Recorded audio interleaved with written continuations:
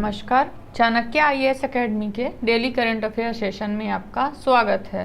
आज है 3 अगस्त और 3 अगस्त से जितने भी महत्वपूर्ण प्रश्न बनते हैं हम उन पर चर्चा करेंगे।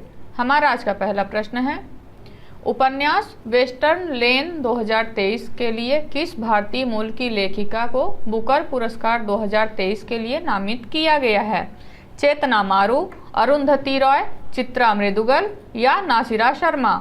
तो अभी हाल ही में चेतना मारू को बुकर पुरस्कार 2023 के लिए नामित किया गया है। लंदन स्थित भारतीय मूल की लेखिका चेतना मारू का पहला उपन्यास वेस्टर्न लेन 2023 बुकर पुरस्कार की सूची में शामिल होने वाली 13 पुस्तकों में से एक है। बुकर पुरस्कार उपन्यास साहित्य लेखन के क्षेत्र में विश्व का अग्रणी साहित्यिक पुरस्कार है। इसकी स्थापना 1969 में यूके में की गई थी। आरंभ में यह पुरस्कार राष्ट्रमंडल के लेखकों को दिया जाता था, लेकिन अब यह सभी मूल के लेखकों को आमंत्रित किया जाता है। श्रीलंकाई लेखक शेहान करुणातिलका ने अपने उपन्यास the 7 moons of Maali Almeida के लिए बुकर पुरस्कार 2022 जीता था। हमारा आज का अगला प्रश्न देखेंगे, फॉक्सकॉन टेक्नोलॉजीज ग्रुप ने किस राज्य में प्लांट स्थापित करने के लिए समझौता ज्ञापन पर हस्ताक्षर किए हैं? गुजरात, तमिलनाडु, आंध्र प्रदेश या फिर केरल? तो अभी हाल ही में फॉक्सकॉन टेक्नोलॉजी ग्रुप ने तमिलनाडु में प्लांट स्थापित करने के लिए समझौते ज्ञापन पर हस्ताक्षर किए हैं। तमिलनाडु ने राज्य के भीतर मोबाइल फोन घटक विनिर्माण सुविधाओं की स्थापना के लिए 1600 करोड़ रुपए का निवेश करने के लिए फॉक्सकॉन की सहायक कंपनी माननीय हाई टेक्नोलॉजी ग्रुप के साथ एक समझौते पर हस्ताक्षर किए हैं।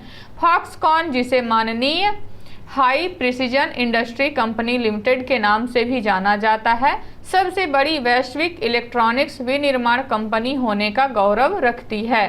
भारत में फॉक्सकॉन तमिलनाडु के श्रीपेरुबुदूर में अपना सबसे बड़ा संयंत्र संचालित करता है। तमिलनाडु में निवेश और विस्तार के प्रति यह निरंतर प्रतिबद्धता प्रमुख वैश्विक निगमों के लिए पसंदीदा विनिर्माण गंतव्य के रूप में राज्य की स्थिति को रेखांकित करती है।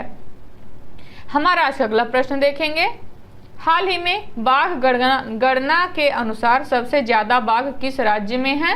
उत्तराखंड, महाराष्ट्र, मध्य प्रदेश या उत्तर प्रदेश? तो अभी बाघों की सूची में सबसे ज्यादा शीर्ष पर है मध्य प्रदेश। मध्य प्रदेश में बाघों की संख्या सबसे अधिक है। मध्य प्रदेश को टाइगर स्टेट के रूप में भी जाना जाता है। राज्य के भीतर 6 टाइगर रिजर्व हैं। वर्तमान अनुमानों के अनुसार मध्य प्रदेश भारत की लगभग 20% जंगली बाघों की आबादी और दुनिया की बाघों की आबादी का लगभग 10% है।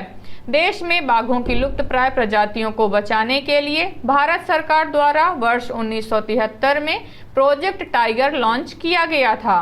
वर्ष 1973 से 2016 में तक 9 से शुरू होकर यह संख्या 51 तक बढ़ गई है। हमारा आज का अगला प्रश्न देखेंगे, कारगिल एक यात्री की जुबानी पुस्तक के लेखक कौन हैं? ऋषिराज, अरुंधति रॉय, सलमान रुश्दी या चित्रा मृदुगल? तो अभी हाल ही में प्रकाशित कारगिल एक यात्री जुबानी पुस्तक के लेखक हैं ऋषिराज। रक्षा मंत्रालय के राज्य मंत्री अजय भट्ट ने कॉन्स्टिट्यूशन क्लब ऑफ इंडिया नई दिल्ली में ऋषिराज द्वारा लिखित कारगिल एक यात्री जुबानी नामक पुस्तक और चित्र का विमोचन किया। कारगिल युद्ध, जिसे ऑपरेशन विजय भी कहा जाता है, भारत और पाकिस्तान के बीच मई से जुलाई 1999 से 26 जुलाई 1999 तक जम्मू और कश्मीर के कारगिल जिले में लड़ा गया था। 26 जुलाई को कारगिल विजय दिवस के रूप में मनाया जाता है, जो हर साल इस युद्ध में सैनिकों के बलिदान को याद कराता है। हमारा आज का अगला प्रश्न देखेंगे, हाल ही में किस राज्य सरकार ने जल पर्यटन और साहसिक खेल नीति 2023 को मंजूरी दी है? बिहार, उत्तर प्रदेश, मध्य प्रदेश या फिर राजस्थान? तो अभी हाल ही में उत्तर प्रदेश सरकार ने जल पर्यटन और साहसिक खेल नीति 2023 को मंजूरी दी है। उत्तर प्रदेश के मुख्यमंत्री योगी आदित्यनाथ ने लोक भवन में हुई कैबिनेट बैठक में उत्तर प्रदेश जल पर्यटन एवं साहसिक खेल नीति 2023 को मंजूरी दी है। यह नीति 10 वर्षों के लिए वैध होगी और सभी अंतर्देशीय भूमि आधारित, वायु आधारित और जल मार्ग वाले बांधों, जलाशयों, झीलों, नदियों, तालाबों और विभिन्न उत्तर प्रदेश में राज्य के अधिकार क्षेत्र के भीतर विभिन्न जल निकायों और भूमि पार्सल पर की जाने वाली सभी साहसिक गतिविधियां इसमें लागू होंगी। हमारा आज का अगला प्रश्न देखेंगे। हाल ही में किस राज्य सरकार ने जमशेदपुर में देश के पहले हाइड्रोजन ईंधन से संबंधित उद्योग की स्थापना को मंजूरी दी है? झारखंड, ओडिशा, हरियाणा या फिर उत्तर प्रदेश? तो अभी हाल ही में झारखंड राज्य सरकार ने प्रदेश के पहले हाइड्रोजन ईंधन से संबंधित उद्योग की स्थापना के लिए मंजूरी दी है। झारखंड के मुख्यमंत्री हेमंत सोरेन ने जमशेदपुर में देश के पहले हाइड्रोजन ईंधन से संबंधित उद्योग की स्थापना को मंजूरी दी है। इस प्रस्तावित इकाई में 4000 से अधिक हाइड्रोजन आईसी इंजन ईंधन, अक्षयवादी इंजन और 10,000 से अधिक बैटरी सिस्टम की क्षमता होगी। इस प्रस्तावित इकाई की स्थापना से प्रत्यक्ष और अप्रत्यक्ष रूप से 310 से अधिक लोगों के लिए रोजगार के अवसर पैदा होने की उम्मीद है। हमारा आज का अगला प्रश्न देखेंगे। हाल ही में किस राज्य की जदेरी नामकट्टी, कन्याकुमारी मैटिकेला और चेदी बुट्टा साड़ी को भौगोलिक संकेत टैग प्राप्त हुआ है? कर्नाटक, तमिलनाडु, आंध्र प्रदेश या फिर केरल? तो अभी हाल ही में तमिलनाडु के नामकट्टी, कन्याकुमारी मैटिकेला और चेदी बुट्टा साड़ी को जीआई टैग प्राप्त हुआ है। तमिलनाडु की जदेरी नामकट्टी, कन्याकुमारी मैटिकेला और चेदी बुट्टा साड़ी को भौगोलिक संकेतक जीआई टैग प्राप्त हुआ है। तमिलनाडु 58 उत्पादों के साथ जीआई टैग लिस्ट में पहले स्थान पर है, जबकि उसके बाद 50 जीआई टैग संकेतों के साथ उत्तर प्रदेश दूसरे स्थान पर और 48 उत्पादों के साथ कर्नाटक तीसरे स्थान पर है। जीआई टैग का पूरा नाम जियोग्राफिकल इंडिकेशन टैग है, जिसे हिंदी में भौगोलिक संकेत कहा जाता है। यह टैग किसी क्षेत्र के विशेष उत्पाद को दिया जाता है। यह टैग उस स्थान को दुनिया भर में विशेष पहचान दिलाता है। हमारा आज का अगला प्रश्न देखेंगे। हाल ही में भारतीय महिला हॉकी टीम ने किसे हराकर 100वीं वर्षगांठ Spanish hockey federation international tournament 2023 का खिताब जीता है? सर्बिया, जर्मनी, स्पेन या बेल्जियम?